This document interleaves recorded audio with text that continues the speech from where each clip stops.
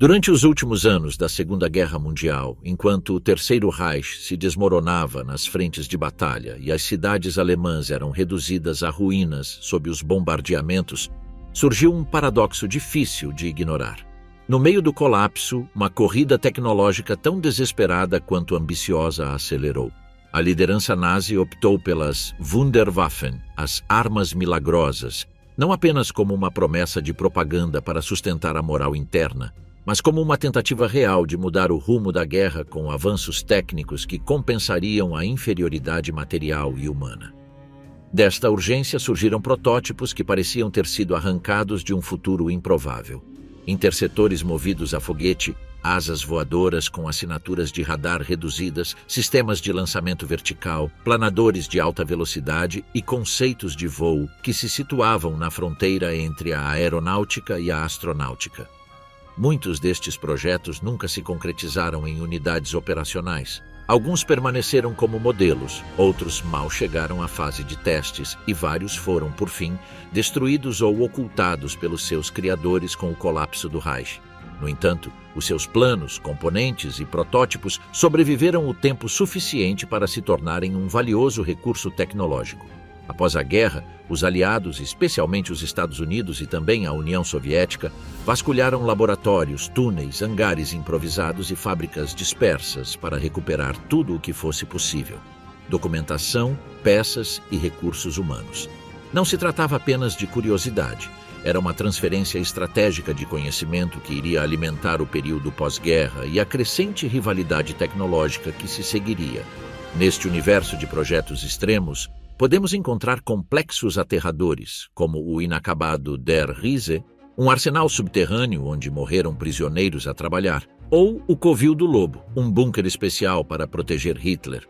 Outros projetos monstruosos, como os Tesseracts nazis e a bomba de urânio, ou um bombardeiro suborbital, poderiam ter mudado o destino do mundo. A par destas ideias macabras, surgem aeronaves experimentais que prometiam dar aos alemães uma vantagem no campo de batalha, como o Hortenho 229, a asa voadora concebida para maximizar a velocidade e o alcance, reduzindo a sua detecção por radar, bem como outras aeronaves, como o Brewster Buffalo americano, que os nazis roubaram para melhorar, ou o misterioso OVNI do Terceiro Reich, de Glocke. Silbervogel, a aeronave suborbital do Terceiro Reich. No final da década de 1930 e início da década de 1940, enquanto o mundo assistia horrorizado ao avanço avassalador da Wehrmacht pela Europa, nos recônditos mais secretos do regime nazi, um grupo de engenheiros trabalhava num projeto que parecia saído de um romance de ficção científica. O Silbervogel, o Pássaro de Prata, um bombardeiro suborbital que poderia ter mudado a história da guerra e do planeta. O conceito foi idealizado pelo jovem físico austríaco Eugen Sanger e pela sua colega Irene Brett, que desenvolveram uma ideia radicalmente inovadora. Era uma aeronave impulsionada por um foguete capaz de atingir a atmosfera superior, ricochetear nela e atravessar metade do mundo antes de lançar uma bomba sobre os Estados Unidos. O projeto foi oficialmente denominado Silbervogel e fazia parte de um programa mais ambicioso, o America Bomber, uma tentativa desesperada do Reich para estender a sua capacidade destrutiva para além do Atlântico. A ideia era simples na teoria e revolucionária na prática. O Silbervogel seria lançado a partir de uma pista especialmente concebida através de uma catapulta de 3 quilômetros que o aceleraria até aos 1.850 km por hora. Uma vez em movimento, os seus motores de foguete movidos a combustível líquido impulsioná-lo-iam para a estratosfera, a uma altitude de 145 km. A esta altitude, em vez de voar continuamente como um avião convencional, o Silbervogel aproveitaria um fenômeno físico chamado skip glide, planando na fronteira entre a atmosfera e o espaço, perdendo altitude e recuperando-a numa sequência de saltos hipersônicos, como uma pedra a saltar na superfície da água. O seu alcance projetado era extraordinário. Podia viajar da Alemanha para Nova York, lançar uma bomba de 3 a 5 toneladas e continuar a sua trajetória em direção ao Japão ou cair no Pacífico. O verdadeiro objetivo não era apenas militar. Para Hitler, este projeto era simbólico, a possibilidade de alargar o alcance do Reich para além do continente, demonstrando que a sua visão se poderia tornar num pesadelo planetário. No entanto, os desafios eram quase insuperáveis. A fuselagem teve de suportar temperaturas próximas dos 1.500 graus Celsius devido ao atrito com a atmosfera. O sistema de orientação e navegação era, para a época, absolutamente rudimentar, e a infraestrutura necessária para lançar o avião, como a pista e a catapulta, existia apenas nos planos. O Reich não possuía materiais capazes de suportar tal estresse térmico, nem sistemas fiáveis de orientação orbital. Mesmo o projeto de Sanger previa uma reentrada atmosférica complexa que teria comprometido qualquer missão. Apesar de tudo, o projeto continuou, pelo menos no papel. O próprio Albert Speer, ministro do armamento do Reich, demonstrou interesse pelo conceito, embora o tenha rapidamente classificado como uma fantasia tecnicamente fascinante, mas inútil para os propósitos imediatos da guerra. Hermann Göring partilhava desta opinião, desviando fundos para desenvolvimentos mais imediatos, como caças a jato e bombas voadoras V-1 e V-2.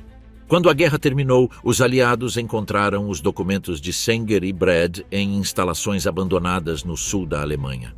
O que parecia impossível começou a interessar os novos senhores do mundo. Os Estados Unidos e a União Soviética lutaram não só pelos cientistas nazis através da Operação Paperclip, mas também pelas suas ideias. O projeto Silbervogel foi um dos mais analisados. De facto, alguns dos seus princípios inspiraram posteriormente o projeto do X-20 Dinah Soar, um planador espacial que os americanos desenvolveram na década de 1960 e que serviu de base conceptual para os Space Shuttle décadas mais tarde. O pássaro prateado nunca voou. Ele não destruiu Nova York. Não sobrevoou o Pacífico como símbolo do Terceiro Reich global. Mas o simples facto de tal ideia ter sido concebida durante uma guerra em meados do século XX é um sinal do nível de ambição e até de ilusão que caracterizava a Alemanha nazi. Após a derrota, restaram não só ruínas e crimes, mas também as sementes da futura corrida espacial. A bomba atômica nazi e os cubos de urânio, o projeto nuclear do Terceiro Reich. De todas as invenções e projetos secretos do Terceiro Reich, nenhum gerou mais especulação, medo e investigação histórica do que a sua tentativa falhada de construir uma bomba atômica. Ao contrário das experiências aeronáuticas ou das superarmas visíveis, o programa nuclear alemão foi deliberadamente ocultado, fragmentado entre laboratórios e mal compreendido pela própria liderança alemã. No entanto, deixou um rastro físico inegável. Exemplo disso são os Tesseracts, misteriosos cubos de urânio encontrados após a guerra, vestígios tangíveis de uma ambição que poderia ter mudado o destino do planeta. O programa nuclear nazi começou oficialmente em 1939, apenas algumas semanas depois de cientistas alemães, incluindo Otto Hahn e Fritz Strassmann, terem descoberto a fissão nuclear. Entretanto, nos Estados Unidos, esta descoberta desencadearia o Projeto Manhattan. Na Alemanha, porém, o esforço ficou sob a tutela do Uranverein, ou Clube do Urânio, uma rede de físicos como Werner Heisenberg, Kurt Dibner e Carl Friedrich von Weizsäcker, espalhados por universidades e laboratórios militares. O principal obstáculo alemão não era conceptual, mas prático. A escassez de recursos, a desorganização interna e a falta de uma autoridade única para dirigir o programa impediram a consolidação de um esforço semelhante ao americano. Enquanto os americanos investiam milhares de milhões e empregavam mais de 130 mil pessoas nos seus laboratórios, os alemães trabalhavam com orçamentos mínimos e apenas com um punhado de cientistas, muitas vezes em desacordo entre si. Apesar de tudo, o Reich fez progressos em certos aspectos técnicos. Em diversas instalações, como o laboratório de Haigerloch, escondido numa gruta no sul da Alemanha, foram desenvolvidos protótipos de reatores experimentais. Foi aí que, em 1945, foram encontrados dezenas de pequenos cubos de urânio metálico com cerca de 5 centímetros de lado, pendurados em estruturas de arame dentro de um moderador de água pesada. O objetivo era gerar uma reação em cadeia controlada, a etapa anterior ao desenvolvimento de uma bomba atômica. Cada cubo pesava cerca de 2 quilos e era feito de urânio natural. Estima-se que, no total, a Alemanha tenha produzido mais de 600 destes blocos, distribuídos por vários laboratórios. Mas o design do reator era falho e os materiais eram insuficientes.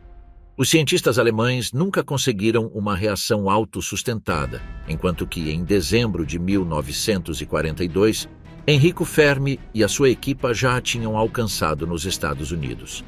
A descoberta dos cubos pelas forças aliadas não só confirmou a existência do programa nuclear nazi, como acelerou a urgência do Projeto Alsos, uma missão secreta para rastrear cientistas, materiais nucleares e sabotar quaisquer avanços alemães. O objetivo era duplo. Primeiro, para impedir que Hitler tivesse acesso a armas nucleares e, segundo, para impedir que os soviéticos se apropriassem da sua tecnologia. A questão que persiste há décadas é: quão perto esteve a Alemanha de desenvolver uma bomba atômica funcional? A maioria dos historiadores concorda que, embora tivessem a teoria, faltavam-lhes os meios, o tempo e a organização. O próprio Heisenberg, em conversas gravadas secretamente durante a sua detenção em Inglaterra, deu a entender que nem sequer sabiam exatamente a que distância se encontravam os americanos. No entanto, o simples facto de tantos cubos de urânio terem sido preservados e de reações sustentadas terem sido tentadas secretamente no subsolo alimentou teorias posteriores sobre testes ocultos, desenvolvimentos paralelos e até transferências de tecnologia para a América do Sul ou o Egito. Até hoje, alguns destes cubos estão preservados em museus e laboratórios dos Estados Unidos, Alemanha e Reino Unido, como relíquias de um pesadelo científico que nunca se chegou a concretizar. A bomba atômica nazi era um fantasma. Nunca existiu, mas estava perto o suficiente para inspirar medo e longe o suficiente para não alterar a história. Nestes pequenos cubos de metal estava condensada a maior ameaça do século XX. A possibilidade de o mal ter acesso ao poder absoluto da destruição. Bachen B, a 349 Natter, o lutador descartável. Nos últimos dias do Terceiro Reich, quando os céus alemães eram o domínio absoluto dos bombardeiros aliados, surgiram ideias desesperadas para impedir o colapso iminente. Um dos mais radicais foi o Bachen B a 349 Natter, uma aeronave híbrida, parte foguete e parte avião, concebida não para combate aéreo prolongado, mas para um único objetivo: levantar voo verticalmente, abater um bombardeiro e desaparecer no esquecimento ou explodir na tentativa. O conceito nasceu em 1944 pelas mãos de Erich Bachen, um engenheiro que, em colaboração com a Luftwaffe, apresentou um plano ousado e sem precedentes, um caça interceptor que pudesse ser lançado de uma rampa totalmente propulsionado por foguetes, sem trem de aterragem, sem capacidade de manobra pós-ataque e com componentes de baixo custo e fabrico rápido. Ou seja, uma máquina suicida, como os kamikazes japoneses, embora oficialmente só fosse tripulada por patriotas voluntários, uma vez que o Reich nunca admitiria usar alemães arianos como carne para canhão. O Natter era pequeno, com pouco mais de 5 metros de comprimento, e a sua fuselagem era construída principalmente em madeira devido à escassez de alumínio. Estava equipado com um motor foguete principal Walter HW-K-109-509A-2, o mesmo que impulsionava o ME-163 Comet, e 4 foguetes auxiliares Schmieding, montados lateralmente para fornecer impulso vertical na descolagem de uma plataforma fixa. O seu modo de operação era tão breve quanto perturbador.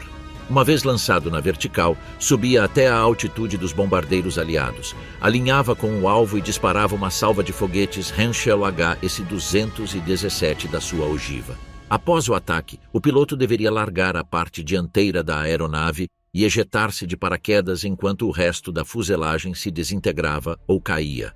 A cápsula dianteira, teoricamente recuperável, continha os sistemas de mira e de armamento. No entanto, os testes foram trágicos. O primeiro e único voo tripulado ocorreu a 1º de março de 1945, com o piloto de testes Lothar Sieber a bordo. Após a descolagem, o Natter desviou-se incontrolavelmente, entrou numa curva ascendente e caiu no solo, matando Sieber. Foi a primeira descolagem vertical tripulada da história e também a primeira falha catastrófica. Apesar do desastre, foram construídas cerca de 30 unidades. Algumas chegaram a ser posicionadas perto de Estugarda, mas nunca foram utilizadas em combate. O avanço das tropas aliadas impediu qualquer possibilidade da sua utilização eficaz, tendo os restos do projeto sido descobertos pelas forças americanas em abril de 1945. O que torna o Natter tão singular não é apenas a sua audácia técnica, mas o conceito de sacrifício que representava. Era uma máquina concebida para ser descartável, um símbolo de uma guerra que já não podia ser ganha com estratégias convencionais. O seu projeto combinava desespero, inovação e desrespeito pela vida do piloto, que era reduzido a uma ferramenta funcional. Após a guerra, os engenheiros aliados examinaram cuidadosamente os planos e as unidades capturadas. Embora o conceito não tenha sido replicado exatamente, o seu lançamento vertical e design modular anteciparam certos desenvolvimentos em foguetes militares e mísseis terra-ar na década de 1950. O BA-349 Natter foi o último lamento da loucura aerodinâmica, não pelo seu fracasso, mas pela sua audácia. Representa o último suspiro de um regime que, cercado pela sua iminente derrota, continuou a sonhar com armas impossíveis. Project Der Riese, o gigantesco complexo subterrâneo de armas que nunca viu a luz do dia. No coração das Montanhas da Coruja, na Polônia, encontra-se um dos vestígios mais enigmáticos da Alemanha nazi. Uma extensa rede de túneis que se acredita ter sido construída entre 1943 e 1945 na região da Baixa Silésia, na Polônia, conhecida como Projeto Der Riese ou o Gigante. Esta rede subterrânea possuía corredores que se estendiam por quilômetros, ligando câmaras subterrâneas, e fazia parte de um projeto gigantesco orquestrado pela SS, que utilizou trabalho forçado para o executar. Alguns historiadores acreditam que o plano era criar um centro de comando seguro para oficiais de alta patente e até uma réplica do Führerbunker para abrigar Hitler durante o seu domínio na frente leste, enquanto outros defendem que poderia ter sido destinado ao desenvolvimento de armas avançadas ou ao armazenamento de recursos. Embora o seu destino nunca tenha sido confirmado, uma vez que o projeto foi interrompido após a queda de Berlim para a União Soviética, os historiadores concordam que a magnitude do projeto foi impressionante. Milhares de prisioneiros transferidos de vários campos de concentração foram forçados a trabalhar em condições brutais, cavando pedras e despejando betão na escuridão sufocante. Em certas secções, surgiram sistemas de ventilação, portas blindadas pesadas e linhas férreas, indicando um projeto de grande escala destinado a resistir a bombardeamentos intensos. Ainda hoje, o labirinto inacabado parece estranhamente abandonado em plena construção, como se os seus criadores tivessem desaparecido de um dia para o outro. Na verdade, existem vários mitos ligados a esta extensa e misteriosa rede que abordaremos mais adiante. Hoje, o projeto Der Riese pode ser visitado por turistas e aqueles que entram nos túneis sentem um arrepio tremendo ao pensar na natureza macabra da sua construção. A Toca do Lobo, o centro de comando estratégico do Reich. Nas densas florestas de Gierlos, na Polônia, jazem as ruínas de um dos complexos mais secretos e fortificados da Alemanha nazi. A Toca do Lobo, o primeiro quartel-general militar de Adolf Hitler na frente leste, um intrincado e enorme complexo de bunkers camuflados, a partir do qual dirigiu os acontecimentos que selariam o destino do Terceiro Reich. Construído como o principal quartel-general de Adolf Hitler para organizar o ataque contra a União Soviética, este forte era mais do que um simples centro de comando. Era uma fortaleza do terror, composta por 80 edifícios com diferentes utilizações. Estava rodeada de 50 bunkers, armadilhas, ninhos de atiradores, arame farpado e um labirinto de túneis subterrâneos concebidos para satisfazer os desejos de um líder paranoico e megalômano que desconfiava de cada sombra e temia ser morto a cada passo. Ainda hoje, décadas depois da guerra, os visitantes que conseguem visitar a Toca do Lobo ficam perplexos com os seus vestígios assombrosos. Enormes placas de betão jaziam espalhadas por todo o lado, destruídas pelas tropas alemãs numa tentativa desesperada de manter os seus segredos ocultos. Ainda assim, um dos aspectos mais importantes da descoberta da Toca do Lobo foi a sua complexa rede de corredores escondidos e extraordinárias rotas de fuga, que curiosamente foram concebidas para destruir o complexo caso o inimigo conseguisse infiltrar-se ou capturá-lo. Este facto revelou o desespero dos nazis em garantir uma fuga ou pelo menos morrer a tentar. Nas proximidades do complexo principal, o teatro de operações de Hitler, foram colocadas armadilhas em pontos cruciais para que grandes porções do terreno pudessem ser destruídas instantaneamente face ao avanço do inimigo. Os engenheiros cobriram os bunkers com redes de camuflagem para evitar a detecção por aeronaves aliadas, e foram instalados canhões antiaéreos nas proximidades para neutralizar possíveis ataques aéreos. No entanto, o acontecimento mais famoso ligado a este complexo sinistro ocorreu a 20 de julho de 1944, quando o coronel Klaus von Stauffenberg tentou assassinar Hitler com uma bomba numa pasta, como parte de uma conspiração interna que ficou conhecida como Operação Valkyria. Embora a situação exata do ataque ainda não seja clara, o facto é que a explosão devastou o complexo, mas Hitler sobreviveu, apesar da tentativa falhada de assassinato lhe ter deixado vários ferimentos. Após o fracasso da Operação Valkyria, as medidas de segurança foram reforçadas e foram acrescentadas mais barreiras e armadilhas, mas, apesar das suas formidáveis defesas, as forças soviéticas chegaram finalmente ao local no início de 1945. Isto levou as tropas alemãs em retirada a detonar centenas de explosivos, reduzindo o covil a ruínas. Hoje, restam apenas enormes fragmentos de betão e alguns abrigos desmoronados, que recordam aos visitantes o terror e o segredo de um regime que outrora conspirou dentro daquelas paredes para tentar conquistar o mundo. O primeiro míssil balístico de longo alcance, a criação do foguetão V2. O foguetão V2 foi o primeiro míssil balístico da história. Este dispositivo, também conhecido como bomba V2, foi o culminar do sonho de Wernher von Braun e o pesadelo da humanidade. Esta bomba de longo alcance foi desenvolvida por uma equipa de engenheiros alemães sob a direção do brilhante, ambicioso e controverso Wernher von Braun.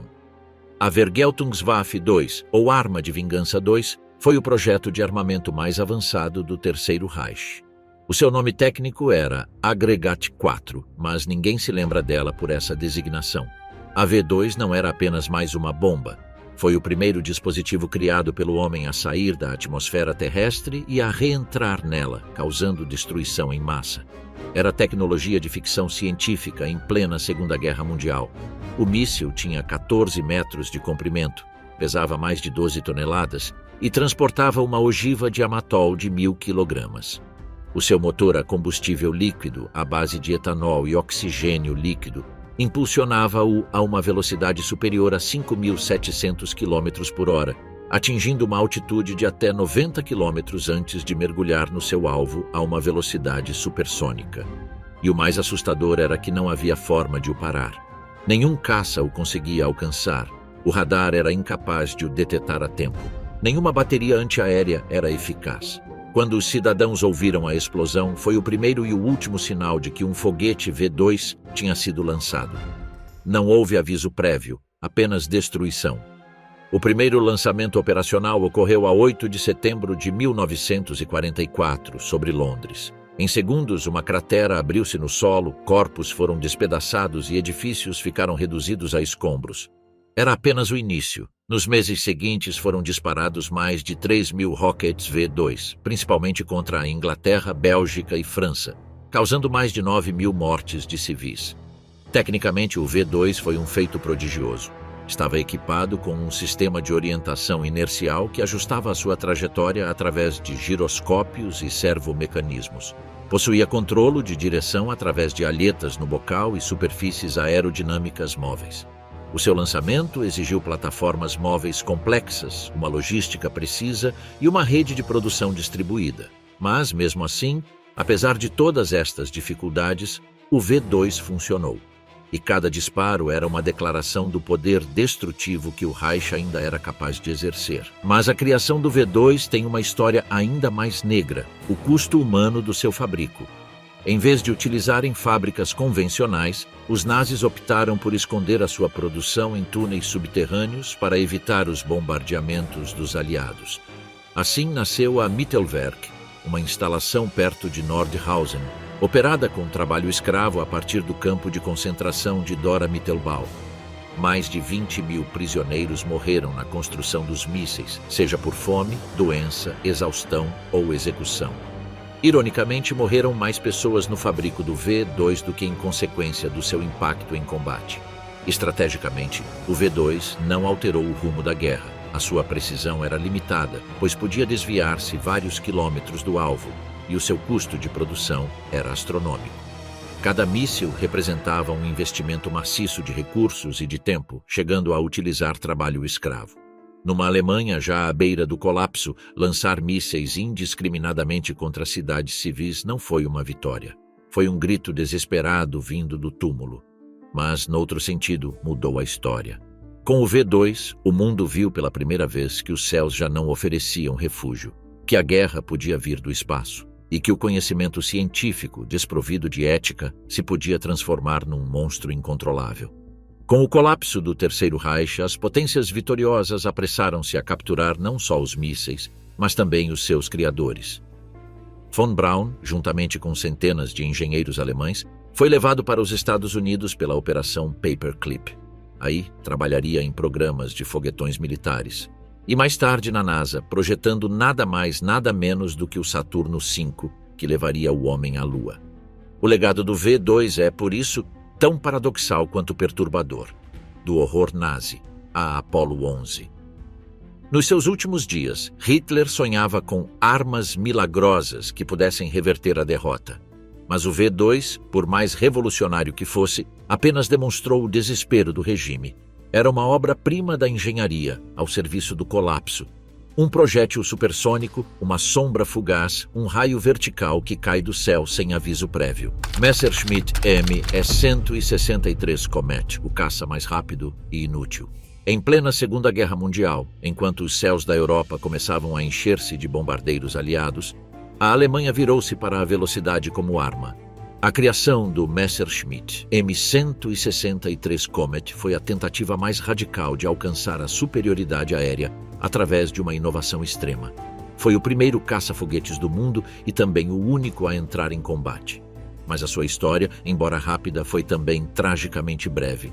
Desenhado pelo brilhante engenheiro Alexander Lippisch, o M-163 era uma máquina sem igual. Não possuía hélice nem motores convencionais, nem sequer trem de aterragem retrátil, e ainda assim era capaz de atingir os 965 km por hora em apenas alguns segundos. O seu formato triangular, com asas delta, fazia com que se assemelhasse mais a um míssil tripulado do que a uma aeronave tradicional. Impulsionado pelo potente, mas instável, motor Walter HHWK 109-509, funcionava com uma mistura hipergólica de dois combustíveis. C-Stoff, uma combinação de hidrazina e metanol, e T-Stoff, um composto de peróxido de hidrogênio altamente concentrado. Juntos, geravam um impulso brutal, mas também uma combinação letalmente volátil. O procedimento de voo foi tão breve quanto perigoso. O Comet descolou utilizando um patim, auxiliado por um pequeno trem de aterragem auxiliar que se desprendia após a descolagem. Em segundos, atingiu uma velocidade vertical de até 11.000 metros por minuto. Uma vez atingida a altitude desejada, o piloto tinha apenas 5 minutos de potência do motor para interceptar bombardeiros inimigos, disparar os seus 2 canhões MK-108 de 30 mm e, em seguida, planar de volta para a terra sem motor. A aterragem era realizada com o patim fixo em condições que frequentemente danificavam a fuselagem e feriam o piloto. Em teoria, o Comet era um pesadelo para os bombardeiros aliados, pois era praticamente impossível para os caças de escolta alcançá-lo. Era mais rápido do que qualquer aeronave existente e estava armado com canhões suficientemente potentes para destruir um B-17 com um único tiro. Mas na prática, as suas virtudes eram ofuscadas por enormes limitações. O tempo de combate efetivo era mínimo, a pontaria tornava-se quase impossível às velocidades atingidas e as oportunidades de interceptar um inimigo eram extremamente escassas. Os pilotos enfrentavam também riscos constantes. A mistura de combustível era tão reativa que uma simples aterragem brusca podia provocar a explosão do avião. Muitos morreram queimados, dilacerados ou asfixiados pelos vapores. Apenas 9 bombardeiros inimigos foram oficialmente abatidos pelo ME-163 durante toda a guerra. Em contrapartida, mais de 10 Comets foram perdidos em acidentes ou falhas operacionais. Apesar das suas limitações, o Comet teve um impacto profundo nas forças aliadas. Ver uma aeronave sem hélices emergir e ascender verticalmente como um meteoro gerou perplexidade e medo. A sua presença obrigou a uma mudança nas táticas de bombardeamento e demonstrou que a Alemanha ainda procurava armas de vingança tecnológica. A produção do ME-163 continuou até ao final do conflito, com mais de 300 unidades construídas, embora apenas uma fração tenha entrado em combate. Os esquadrões que os operavam, como o JG-400, enfrentavam constantes problemas técnicos, escassez de combustível e uma taxa de acidentes extremamente elevada. Ainda assim, os seus pilotos eram considerados parte de uma elite quase suicida. Após a guerra, os Estados Unidos, a União Soviética e o Reino Unido capturaram vários exemplares e submeteram-nos a extensos testes. O Mi-163 influenciou estudos sobre asas delta, fuselagens aerodinâmicas e motores de foguete. De certa forma, foi um antepassado conceptual de aeronaves experimentais como o X-15 americano. O primeiro avião invisível da história, o Horten Ho 229 da Luftwaffe. Entre as descobertas mais curiosas da investigação nazi sobre a aviação, o Horten Ho 229 destaca-se como uma relíquia perturbadoramente futurista da Segunda Guerra Mundial. Criada pelos irmãos Horten, esta aeronave a jato com a forma de uma asa voadora oferecia um design radical que reduzia a secção transversal do radar, prenunciando de forma assustadora o desenvolvimento dos modernos bombardeiros furtivos. Os protótipos concluídos foram submetidos a testes de voo que demonstraram uma aerodinâmica tão avançada que rivalizava com conceitos posteriormente utilizados em aeronaves contemporâneas, como o bombardeiro B-2 Spirit, embora o EO-229 fosse construído principalmente em contraplacado e outros materiais compósitos leves. O formato aerodinâmico do EO-229 foi concebido para minimizar o arrasto e atingir altas velocidades aproveitando seus 2 motores a jato. A Luftwaffe viu um grande potencial num caça-bombardeiro veloz que pudesse superar as aeronaves aliadas. O Horten Ho 229 era uma aeronave monolugar com 7,4 metros de comprimento e 16,8 metros de envergadura. O seu formato de planador fazia com que a altura no seu nariz fosse de apenas 2,81 metros, com uma cabine de 1 metro de altura. Por se tratar de uma asa voadora, a sua área alar era de 50,2 metros. Vazio, o O-229 pesava 4.600 quilos, mais 1.700 quilos de combustível, o que permitia uma autonomia máxima de 1.900 quilômetros. Isto também se aplicava à carga de bombas, que atingia os 2.000 quilos, excedendo as expectativas do chefe da Luftwaffe. Totalmente carregado, o 229 podia pesar até 8.100 quilos. Toda esta massa bruta tinha de voar a uma velocidade próxima dos 1.000 km por hora. A verdade é que os irmãos Horten não conseguiram atingir este número, mas estiveram muito perto.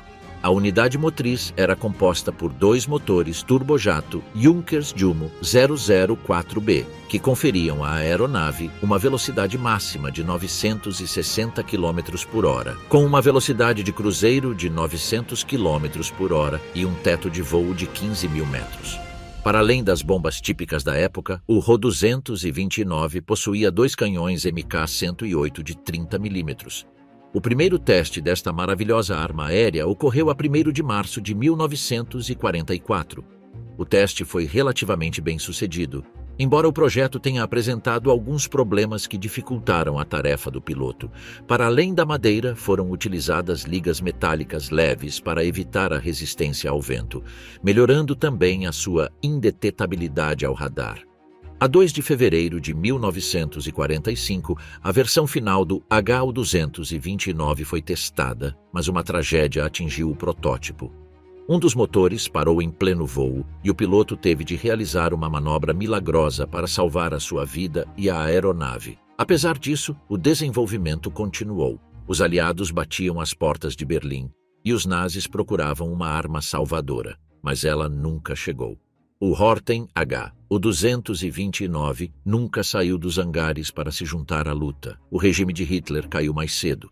Em 1945, os aliados encontraram o Ho 229, que foi capturado no âmbito da Operação Paperclip, um esforço ocidental para aproveitar a tecnologia desenvolvida pelos nazis, bem como os seus melhores engenheiros e cientistas. O protótipo viajou para a Inglaterra e depois para os Estados Unidos, onde encontrou a sua casa entre o Museu Smithsonian e as oficinas da Northrop Grumman, a empresa que criou o B-2 Spirit, um bombardeiro estratégico e indetetável que conseguiu captar a essência do Horten H, o 229. Até hoje, os americanos continuam a investigar o projeto dos irmãos Horten, que, embora nunca tenha sido lançado, se revelou um contributo fundamental para a tecnologia aeroespacial militar dos Estados Unidos. DFS-346, o avião espacial que nunca levantou voo. Nas fases finais da Segunda Guerra Mundial, quando já era evidente que o Terceiro Reich não conseguiria inverter a derrota nos campos de batalha, os laboratórios secretos alemães continuaram a desenvolver tecnologias que roçavam o impossível. Entre eles estava um dos projetos mais misteriosos e futuristas da Alemanha nazi, o DFS-346, uma aeronave experimental concebida para voar a velocidades supersônicas a altitudes superiores a 30 mil metros. Essencialmente, foi uma tentativa de construir um avião espacial em meados da década de 1940. O desenvolvimento do DFS-346 começou nos túneis de vento do Instituto Alemão de Investigação de Planadores, de onde deriva o seu nome, um acrônimo em alemão. O projeto foi liderado pelo engenheiro Felix Kracht e posteriormente aperfeiçoado por Hans Hössing e Wolfgang von Dierich, que conceberam uma aeronave com linhas limpas, fuselagem fina e asas em flecha, otimizada para romper a barreira do som numa época em que ainda não existia um motor fiável para tal. O DFS-346 não possuía hélices convencionais nem motores a jato. Estava equipado com um motor de foguete movido a peróxido de hidrogênio e querosene, concebido para ser lançado a grande altitude por um bombardeiro-mãe, como o Junkers Ju-388 ou o Heinkel He 274. A nave espacial, uma vez libertada a uma altitude de cerca de 10 mil metros, acionaria o seu sistema de propulsão e ascenderia num voo suborbital, atingindo teoricamente velocidades próximas de Mach 2, ou seja, mais de 2.400 km por hora. O piloto ficaria numa cápsula pressurizada com assento ejetor, equipada com sistemas de oxigênio e controlos avançados, um luxo inédito para os padrões da época. Mas o DF. Esse 346 não era apenas uma promessa de velocidade, era também um compromisso com a investigação de voos a grandes altitudes. Numa época em que a Luftwaffe já não dominava os céus, o regime nazi sonhava sobrevoá-los a todos, sem qualquer possibilidade de oposição. Voar acima de caças, para além do alcance de qualquer radar ou míssil antiaéreo, num mundo onde os aviões eram quase como naves espaciais. O projeto não estava concluído antes do fim do conflito. Quando as forças soviéticas entraram na Alemanha de Leste, encontraram vários protótipos inacabados nas instalações de Dessau. Ao contrário de outros projetos que foram capturados pelos Estados Unidos, o DFS-346 caiu em mãos soviéticas, tornando-se um dos segredos mais bem guardados do pós-guerra. Durante vários anos, os engenheiros soviéticos, sob a direção do gabinete de projetos Mikoyan Gurevich, trabalharam no desenvolvimento e teste do DFS-346. Pelo menos 3 voos de teste foram realizados entre 1947 e 1951, utilizando versões modificadas lançadas de bombardeiros Tu-4. No entanto, os resultados foram insatisfatórios. A aeronave apresentava problemas de controlo a altas velocidades. A cabine pressurizada apresentava falhas e a reentrada atmosférica era extremamente instável. Por fim, o programa foi abandonado e o DFS-346 caiu no esquecimento. Ainda assim, o seu legado persistiu. O design de asa enflechada e a ideia de cápsulas de ejeção foram posteriormente adotados pelos soviéticos na série de caças MiG e também influenciaram indiretamente os projetos experimentais ocidentais. O DF-S-346 foi uma visão à frente do seu tempo. Uma tentativa quase solitária de conquistar a estratosfera numa era em que nem o voo transônico era totalmente compreendido. O facto de a Alemanha, em pleno colapso total, ainda estar comprometida com estes projetos demonstra que a ciência nazi não se deixou deter por qualquer impossibilidade técnica. Com o colapso das frentes de batalha, alguns engenheiros do Reich continuaram a olhar para o céu, convencidos de que a próxima guerra seria travada nas estrelas. O chocante OVNI nazi, o infame sino Die Glocke de Hitler, com o desmoronamento do Terceiro Reich, surgiram rumores sobre uma superarma nazi ultra-secreta, um dispositivo tão avançado que mudaria o rumo da guerra à última hora. Este mito acompanhou a descoberta de dezenas de superarmas nazis conhecidas como Wunderwaffe, ou armas maravilhosas. Embora alguns destes projetos tenham sido implementados, a maioria permaneceu mera fantasia de engenheiros próximos de Hitler, que tinha propensão para idealizar projetos saídos diretamente da ficção científica. Mas houve um projeto em particular que, até hoje, intriga investigadores e historiadores. Estamos a falar de Die Glocke, que significa o sino. Esta máquina enigmática tornou-se um dos mistérios mais arrepiantes e controversos da Segunda Guerra Mundial. O Glocke é descrito como um aparelho feito de um metal duro e pesado, com um diâmetro aproximado de 2,7 metros e uma altura entre 3,7 e 4,6 metros, tendo uma forma semelhante à de um grande sino. De acordo com os planos e relatórios encontrados pelos investigadores, este dispositivo continha 2 cilindros contrarrotativos que seriam preenchidos com uma substância semelhante ao mercúrio, de cor violeta. Este líquido metálico, cuja existência nunca foi comprovada, tinha o nome de código Xerum 525 e era armazenado numa garrafa térmica alta e fina, com 1 metro de altura e encapsulada em chumbo, o que indicava a sua suposta toxicidade. Segundo estes relatos, quando o sino era ativado, o seu raio de ação era de 150 a 200 metros, dentro do qual se formavam cristais nos tecidos das células animais.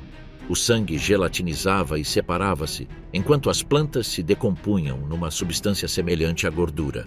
Alegadamente, durante o desenvolvimento do perigoso dispositivo, 5 dos 7 cientistas que trabalharam originalmente no projeto morreram devido a estes efeitos. Os testes terão sido realizados onde hoje se encontram as ruínas de uma estrutura de betão apelidada de The Henge, perto da mina de Wenceslas, a cerca de 3 quilômetros a sudeste do complexo principal de Sokolek, parte das obras subterrâneas do projeto RISE, que também podem ter servido de plataforma de testes para uma experiência de propulsão antigravidade gerada com o dispositivo The Bell. Outros relatos localizam-no numa instalação perto da fronteira checa, guardada pela SS. A maioria dos historiadores reconhecidos pela Academia considera os ditos associados a La Campana como meros boatos, uma vez que surgem em muito poucos documentos oficiais da época da guerra. Nunca foram apresentados planos confirmados ou referências oficiais, para além de relatos isolados. No entanto, especula-se que fragmentos de projetos de investigação reais possam ter sido distorcidos ao longo do tempo. É amplamente aceite que os nazis fizeram experiências em áreas como a propulsão e a física de partículas, frequentemente espalhadas por vários laboratórios secretos, mas apesar do apelo arrepiante da história, é possível que Die Glocke seja simplesmente uma criação que condensa diferentes esforços tecnológicos separados numa única história fantástica. A verdade é que a dúvida persiste até os dias de hoje, e muitos teóricos da conspiração e entusiastas de OVNIs acreditam que Die Glocke fazia parte de um projeto ultra-secreto que tentava criar discos voadores capazes de escapar de uma terra devastada pela guerra. O projeto Arma Solar, a impressionante estrela da morte do Terceiro Reich. Nas margens onde a ciência se transforma em delírio, a Alemanha nazi explorou ideias que roçavam a ficção mais extravagante. Uma das mais perturbadoras era a Sonnengewehr, ou arma solar, um projeto teórico idealizado por cientistas da Luftwaffe para criar um canhão orbital capaz de concentrar os raios solares e incendiar cidades inteiras a partir do espaço. Uma superarma que, se tivesse sido desenvolvida, teria alterado não só a guerra, mas a própria história da humanidade. A origem da arma solar remonta a 1929, quando o físico alemão Hermann Oberth, pioneiro da astronáutica moderna, propôs a possibilidade de colocar espelhos gigantes em órbita para redirecionar a luz solar. A ideia, em princípio, não era militar, mas sim relacionada com a energia. Foi proposta como um método para aproveitar a radiação solar em larga escala. Mas, no contexto do Terceiro Reich, a proposta foi rapidamente reconfigurada para fins militares. A partir de 1941, um grupo de cientistas alemães ligados à Luftwaffe apresentou um ambicioso projeto que consistia num espelho côncavo de 3,5 quilômetros de diâmetro, instalado numa estação espacial a uma altitude de 8.200 quilômetros. Este espelho, construído com placas de metal polido, concentraria os raios solares num ponto específico da superfície terrestre, gerando calor suficiente para destruir cidades, evaporar albufeiras ou incinerar tropas em movimento. A estação, teoricamente tripulada, incluiria painéis de controlo, sistemas de orientação e equipamentos de longa duração. Os cálculos sugeriam que, com o alinhamento adequado, o Sol poderia ser convertido num raio da morte capaz de fritar qualquer inimigo do Reich à distância. O projeto tornou-se uma obsessão técnica para alguns setores, embora muitos dentro do alto comando o considerassem totalmente inviável. E de facto era. Na década de 40, a Alemanha não possuía foguetões capazes de transportar tal estrutura para o espaço, nem tecnologia de navegação orbital, nem materiais capazes de resistir ao ambiente hostil fora da atmosfera. Até mesmo mantê-lo em órbita era impensável. O conceito era uma quimera, um sonho de dominação global transformado numa arma celestial. No entanto, a arma solar tornou-se tão avançada nos seus cálculos teóricos que, após a guerra, os documentos do projeto foram recuperados pelas forças americanas. Cientistas do Programa Espacial dos Estados Unidos, incluindo alguns que trabalharam no projeto Horizon e mais tarde na NASA, estudaram as possibilidades de construir plataformas solares para fins energéticos, embora nunca para fins militares.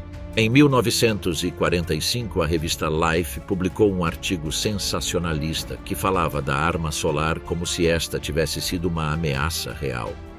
A verdade era mais modesta, mas não menos perturbadora, pois tratava-se de uma ideia avançada, desenvolvida no papel com rigor matemático e completamente desligada das limitações materiais da época. O interesse pelo conceito persistiu ao longo da Guerra Fria. Tanto a União Soviética como os Estados Unidos desenvolveram propostas para armas orbitais, incluindo plataformas de energia solar e sistemas de destruição baseados no espaço. Nenhuma delas chegou à fase operacional, mas a semente destas ideias já tinha sido lançada nos últimos anos do Terceiro Reich.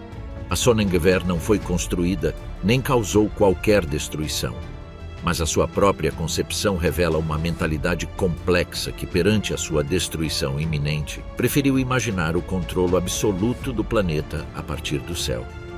Uma ilusão orbital nascida de uma guerra demasiado terrena.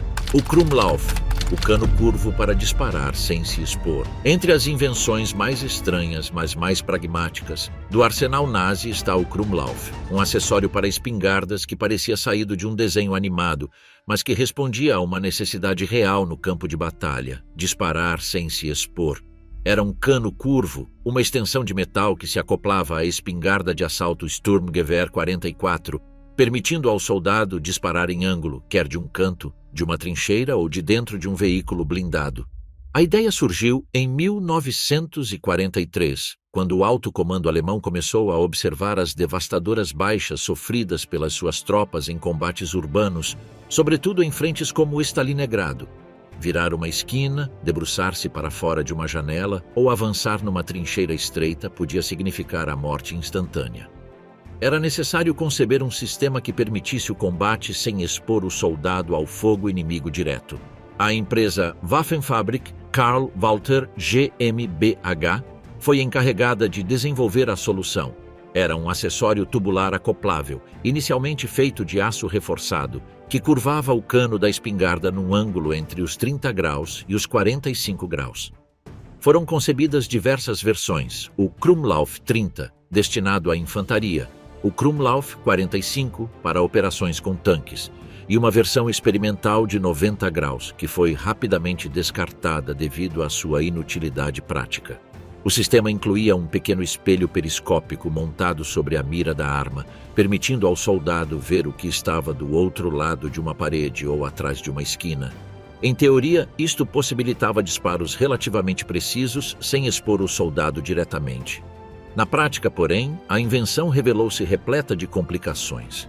O principal problema era físico, uma vez que os projéteis, ao passarem por um tubo curvo a alta velocidade, sofriam desvios significativos, reduzindo tanto a precisão como a velocidade de disparo. Além disso, o atrito interno provocava um desgaste extremamente rápido do cano. Os testes iniciais mostraram que o Krumlauf tinha uma vida útil de apenas 200 disparos antes de se deteriorar completamente. Pior ainda, muitos projéteis fragmentavam-se no interior do acessório devido à curvatura forçada, gerando uma nuvem de estilhaços perigosa até para o atirador. Em alguns casos, as balas explodiam parcialmente dentro do cano, danificando a arma e ferindo o soldado.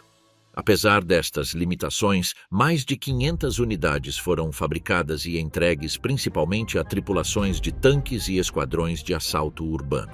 A versão Panzer Krumlauf, especialmente concebida para ser montada na escotilha de tanques como o Panzer IV ou o Tiger I, permitia à tripulação disparar contra as tropas inimigas sem ter de sair do veículo, oferecendo uma vantagem considerável em ambientes urbanos.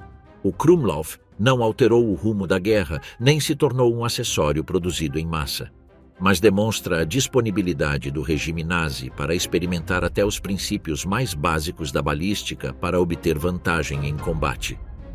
Foi uma resposta improvisada, desesperada e tecnicamente engenhosa ao inferno da guerra urbana que a Alemanha tinha desencadeado e do qual tinha sofrido em primeira mão.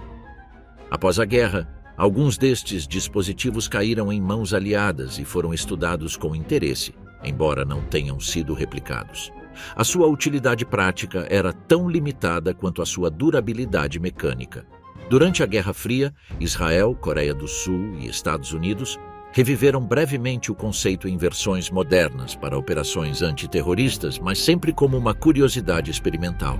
Brewster Buffalo, o avião americano roubado que os nazis utilizaram. Entre os muitos mistérios que surgiram após a queda do Terceiro Reich, um dos mais invulgares foi a descoberta de uma aeronave americana às mãos dos nazis. O Brewster F-2A Buffalo, um caça que, embora considerado obsoleto pelos aliados desde 1942, foi alvo de um estudo intensivo por parte da Luftwaffe. O que fazia um avião americano nos hangares do Reich? A resposta revela uma história de espionagem, engenharia inversa e experimentação desesperada. O Brewster Buffalo foi o primeiro caça monoplano embarcado dos Estados Unidos, introduzido no final da década de 1930. Desenhado pela Brewster Aeronautical Corporation, foi um dos primeiros caças totalmente metálicos do arsenal americano. Contudo, apesar dos seus avanços iniciais, foi rapidamente ultrapassado por modelos como o Grumman F-4F Wildcat e o lendário P-50 e um Mustang. Em combate, especialmente no Pacífico, o Buffalo revelou-se lento, difícil de manobrar e vulnerável, conquistando o desprezo de muitos dos seus próprios pilotos. No entanto, antes de ser descontinuado, o modelo foi exportado para vários países, incluindo a Finlândia. Aí, durante a Guerra de Inverno e a Segunda Guerra Mundial, os pilotos finlandeses obtiveram sucessos impressionantes contra as aeronaves soviéticas utilizando o Brewster Buffalo, que apelidaram de Taiwan Helmi, ou a Pérola do Céu. A sua eficácia nas mãos dos finlandeses chamou a atenção do alto comando alemão, tanto mais que os finlandeses eram aliados do Reich na frente leste. Através destes laços, a Alemanha obteve pelo menos uma unidade intacta do Buffalo, provavelmente através de uma troca com a Finlândia, para ser avaliada pelos engenheiros da Luftwaffe. A intenção era obter um conhecimento aprofundado das capacidades, fragilidades e design das aeronaves aliadas e, ao mesmo tempo, encontrar soluções aplicáveis aos seus próprios modelos de combate. O Buffalo foi levado para a estação de testes de Rechlin, o mais importante centro de desenvolvimento aeronáutico do Terceiro Reich. Aí, os técnicos alemães desmontaram-no, analisaram a sua estrutura, submeteram-no a voos de teste e compararam o seu desempenho com os seus próprios modelos, como o Messerschmitt Bf-109 e o Focke-Wulf FW-190. O veredicto técnico foi misto. Embora tenham reconhecido algumas virtudes do projeto, como a sua resistência estrutural e visibilidade frontal, também criticaram severamente a sua baixa relação potência-peso e o fraco desempenho em altitude. No entanto, as informações obtidas com esta análise permitiram melhorar o treino dos pilotos alemães que iriam enfrentar os modelos americanos na frente ocidental. O facto de a metralhadora Brewster Buffalo ter ido parar às mãos do Reich revela a abrangência da rede de informações técnicas alemã e a sua necessidade obsessiva de conhecer o inimigo em todas as suas vertentes. A Alemanha também realizou testes semelhantes com outras aeronaves capturadas ou entregues por países aliados ou neutros, como o Spitfire britânico ou o P-38 Lightning americano. Após a guerra, o Buffalo foi recuperado pelos aliados juntamente com outros modelos experimentais que os nazis tinham acumulado. Embora nunca tenha sido uma aeronave decisiva, o seu papel como objeto de estudo mostra como até uma máquina relegada para segundo plano se pode tornar uma peça fundamental na corrida tecnológica de uma guerra total. O Brewster Buffalo, desprezado por muitos dos seus próprios pilotos, tornou-se, assim, em mãos erradas, uma valiosa fonte de informação. Em Rechlin não voava como uma arma, mas como uma incógnita. Um inimigo que falava a linguagem dos projetos, dos dados e da engenharia. Um rato muito difícil de caçar. O impressionante Panzerkampfwagen 8 Maus. O Panzerkampfwagen 8 Maus foi o tanque mais pesado alguma vez construído. Desenhado por Ferdinand Porsche e produzido pela Krupp, o Maus foi concebido como um super-tanque, destinado a romper qualquer linha defensiva aliada com uma blindagem extrema e um poder de fogo avassalador. O seu desenvolvimento iniciou-se em 1942 sob ordens diretas de Hitler, que cada vez mais favorecia projetos de armamento colossais. O Maus pesava um total de 188 toneladas, o que o tornava inadequado para a maioria das pontes e estradas. Media 10,2 metros de comprimento, 3,70 e 1 metros de largura e 3,63 metros de altura, com uma tripulação de 6 homens. O armamento principal era constituído por um canhão KW-44L/55 de 128 mm, equivalente ao utilizado pelos caça-tanques Jagdtiger, acompanhado por um canhão coaxial KWK-44L/36,5 de 75 mm. Esta combinação permitia-lhe enfrentar tanto alvos blindados como infantaria, além de fortificações. A blindagem frontal atingia 240 mm na torre e 200 mm no casco, tornando-o praticamente invulnerável ao armamento antitanque aliado da época. O motor era um dos seus maiores problemas. Foram testadas duas variantes: um motor a gasolina Daimler-Benz MB509 e um motor a diesel experimental MB517. Ambos estavam acoplados a um gerador elétrico que alimentava 2 motores elétricos nas lagartas, seguindo um sistema de propulsão híbrido. No entanto, a velocidade máxima era inferior a 20 km por hora, com um alcance extremamente limitado. Foram construídos 2 protótipos entre 1944 e 1945, um com torre e outro sem. Ambos foram testados em Kummersdorf e Böblingen, mas nunca chegaram a entrar em combate. Com a aproximação das forças soviéticas, os tanques foram parcialmente destruídos pelas suas tripulações. Posteriormente, o Exército Vermelho capturou os destroços e montou uma unidade funcional utilizando componentes de ambos os protótipos. O Maus refletia uma filosofia de guerra baseada na força bruta, incompatível com as necessidades logísticas e táticas do campo de batalha moderno. A sua dimensão, consumo de combustível e mobilidade limitada fizeram dele um símbolo do excesso tecnológico e da desconexão estratégica do alto comando alemão nos anos finais do conflito. Projeto Habakuk, o porta-aviões de gelo contra os submarinos alemães. Durante a Segunda Guerra Mundial, os oceanos foram campos de batalha tão mortíferos como as trincheiras ou os céus. O Atlântico Norte, em particular, tornou-se um verdadeiro inferno para os comboios aliados, implacavelmente atacados pelos submarinos alemães. Perante esta ameaça constante surgiram ideias inusitadas. Uma das mais surpreendentes nasceu na mente de um cientista excêntrico e chegou a inspirar Winston Churchill. Falamos do projeto Habacuque, um plano para construir um gigantesco porta-aviões feito de gelo. Embora o projeto fosse britânico, a Alemanha tinha conhecimento parcial do mesmo através da espionagem naval. E a história do seu desenvolvimento e abandono também faz parte do estranho legado tecnológico deixado pela Segunda Guerra Mundial. A sua ligação aos nazis não era direta, mas estratégica. Foi uma resposta à supremacia inicial dos submarinos alemães no Atlântico. A ideia era criar uma imensa estrutura flutuante, capaz de resistir a torpedos e suportar bombardeiros pesados, a partir da qual os comboios pudessem ser escoltados e protegidos desde a Islândia até ao norte de África. O projeto foi proposto por Jeffrey Pike, um visionário sem formação acadêmica formal, mas com ideias revolucionárias. Pike sugeriu a utilização de uma mistura de gelo e pasta de madeira chamada picrete, um material que não só flutuava, como também era mais resistente ao impacto do que o gelo puro e derretia muito mais lentamente. Em teoria, o picrete podia resistir a ataques de torpedos, tiros de canhão e fogo inimigo, e também podia ser facilmente reparado, bastando para isso deitar mais água sobre ele.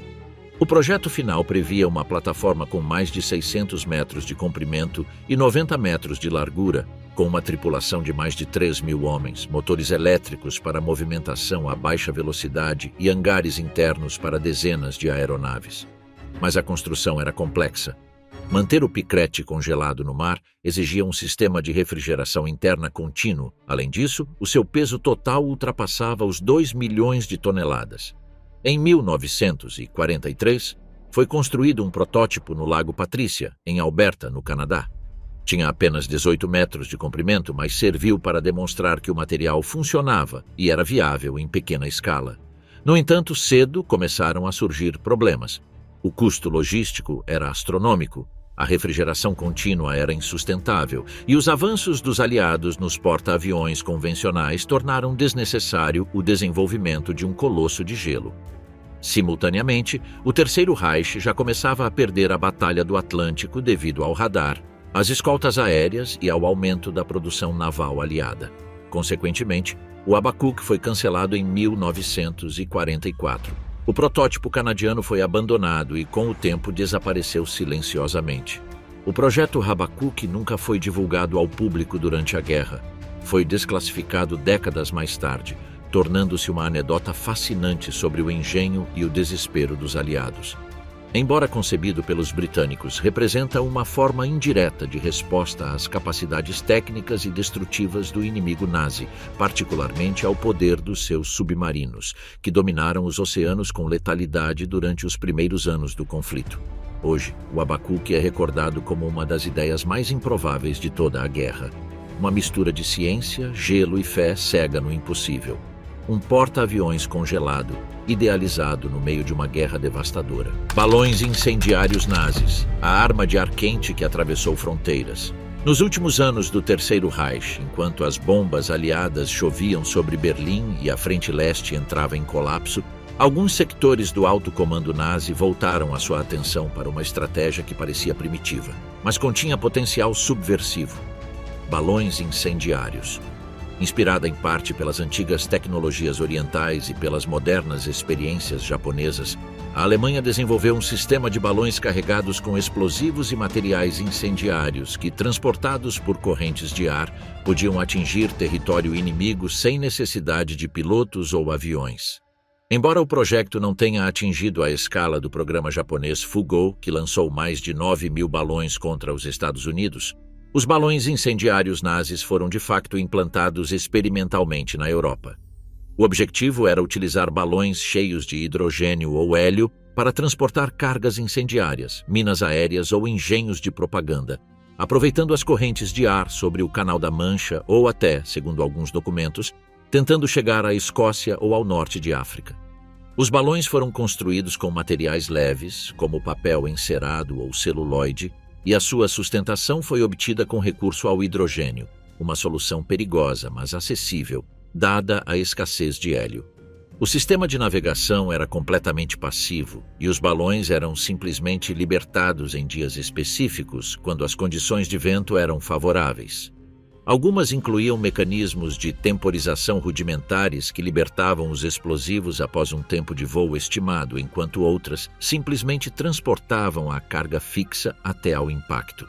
Uma variante mais sofisticada incluía pequenas bombas incendiárias de fósforo branco, que visavam provocar incêndios florestais ou danos em instalações agrícolas. Embora o seu impacto tenha sido pequeno em termos táticos, geraram incerteza nas defesas inimigas, especialmente em Inglaterra, onde o aparecimento inesperado de objetos flutuantes e explosivos gerou alertas constantes. Um dos episódios mais bem documentados ocorreu em 1944, quando vários balões lançados da região da Bretanha caíram em zonas rurais do sudoeste de Inglaterra, provocando pequenos incêndios em terrenos agrícolas. O governo britânico, ciente da natureza psicológica do ataque, ordenou que toda a cobertura mediática fosse censurada para evitar o pânico. Para além dos danos físicos, os balões alemães desempenhavam uma função simbólica: demonstrar que, mesmo na sua fase terminal, o Terceiro Reich ainda podia exportar destruição para além das suas fronteiras. Alguns balões transportavam panfletos de propaganda, assinados com frases como Die Luft gehört uns, que significa "o ar pertence-nos", lembrando ao inimigo que a superioridade aérea ainda não era absoluta. Após o fim da guerra, os serviços de informação aliados encontraram documentos sobre estas experiências nos arquivos da Luftwaffe. Foram também descobertos detritos de balões não detonados em campos em França, Holanda e Escócia. Embora o alcance operacional fosse limitado, a ideia interessou os estrategas da Guerra Fria. Os Estados Unidos e a URSS estudaram a utilização de balões como vetores para espionagem, comunicação e até mesmo armas bacteriológicas. O precedente alemão, no entanto, permaneceu uma particularidade técnica. Uma tentativa arcaica de travar uma guerra aérea sem aviões, num contexto em que a superioridade tecnológica dos aliados era já esmagadora. Os balões incendiários nazis não alteraram o rumo do conflito, mas demonstraram a vontade alemã de explorar quaisquer meios, mesmo os mais rudimentares, para levar a guerra até aos confins do mapa. Schwerer Gustav, o maior canhão alguma vez construído. Numa guerra onde a escala de destruição parecia não ter limites, a Alemanha nazi construiu uma arma tão colossal que desafia toda a lógica moderna. O Schwerer Gustav, o maior canhão alguma vez utilizado em combate. O seu tamanho, peso e potência fizeram dele uma lenda da engenharia militar, uma obra de titanismo industrial que, no entanto, era tão impraticável como simbólica. O Schwerer Gustav foi desenvolvido pela empresa Krupp a pedido direto de Adolf Hitler no final da década de 1930. O seu objetivo era claro: destruir as fortificações da linha Maginot, a muralha subterrânea de aço que protegia a fronteira leste de França.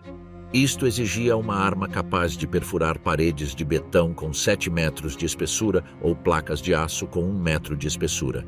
A solução: um canhão ferroviário capaz de disparar projéteis de 7 toneladas a mais de 40 quilômetros de distância. O projeto final era simplesmente monstruoso.